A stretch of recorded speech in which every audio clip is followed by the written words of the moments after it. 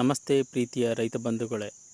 ಇವತ್ತು ನಮ್ಮ ಅಡಿಕೆ ಬೆಳೆ ಒಳಗಡೆ ನೋಡಿ, ನಮ್ಮ ರೈತರು ಈ ರೀತಿ ಪಾರಮುಲ್ಲು ಮತ್ತು ಶುಂಠಿ ಹಸುಗಳ ಮೇವಿಗೋಸ್ಕರ ನಾವು ಶುಂಠಿ ಬೆಳೆನ ಬೆಳೆದ್ರೆ ನೋಡಿ, ನಮಗೆ ಈ ಅಡಿಕೆ ಗಿಡಗಳು ಅಷ್ಟು ಪೋಷಕಾಂಶ ಸಿಗೋದಿಲ್ಲ, ಅದಕ್ಕೆ ಅವು ಚೆನ್ನಾಗಿ ಬೆಳೆಯೋದಿಲ್ಲ. ಆದ್ದರಿಂದ ನೋಡಿ, ಅಡಿಕೆ ಬೆಳೆ ಒಳಗಡೆ ಈ ನಾವು ಮೇವು ಬೆಳೆಗಳನ್ನ ಬೆಳಿಬಾರ್ದು. ನೋಡಿ, ಈ ಥರ ಶುಂಠಿ ಬೆಳೆನ ಬೆಳೆದ್ರೆ ಇದು ಒಂದು 4 ವರ್ಷಕ್ಕೆ ಫಲ ಬಿಡೋಂಥ ಗಿಡ ಒಂದು 6 ವರ್ಷ ಆದರೂ ಫಲ ಕಚ್ಚೋದಕ್ಕೆ ಅದು ಟೈಮ್ ತಗೋತದೆ. ಯಾಕಂದರೆ ಪೋಷಕಾಂಶ ಎಲ್ಲ ಈ ಶುಂಠಿ ಹುಲ್ಲಿಗೆ ಸಾಕಾಗಲ್ಲ. ನೋಡಿ,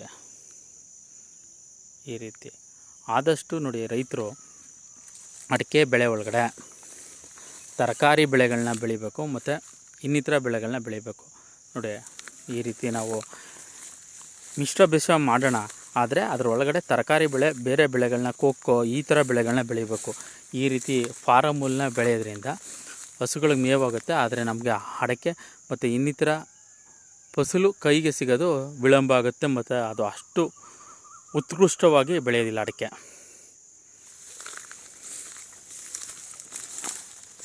ನೋಡಿ, ಇದರಿಂದ ರೈತರು ಇನ್ನು ಮುಂದೆ ನಾವುಗಳು ಈ ಥರ ಹುಲ್ಲಿನ ಜಾತಿ ಗಿಡಗಳನ್ನ ನಾವು ಅಡಿಕೆ ಒಳಗಡೆ ಬೆಳಿಬಾರ್ದು, ಸಸಿ ಒಳಗಡೆ.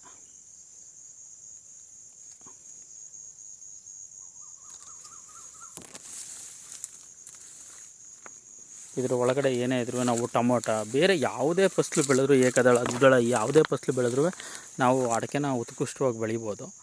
ಅದಕ್ಕೆ ವ್ಯವಸಾಯನೂ ಆಯ್ತದೆ. ಆದರೆ ನಾವು ಅದ್ರ ಒಳಗಡೆ ಪಾರಮುಲ್ಲು, ಶುಂಠಿ ಕಡ್ಡಿ ಈ ಥರ ಬೆಳೆಯೋದ್ರಿಂದ ಅದರ ಬೆಳವಣಿಗೆ ಕುಂಠಿತವಾಗುತ್ತೆ ಅಂತ ಈ ವಿಚಾರ ತಿಳಿಸ್ತಾ ಇದ್ದೀನಿ.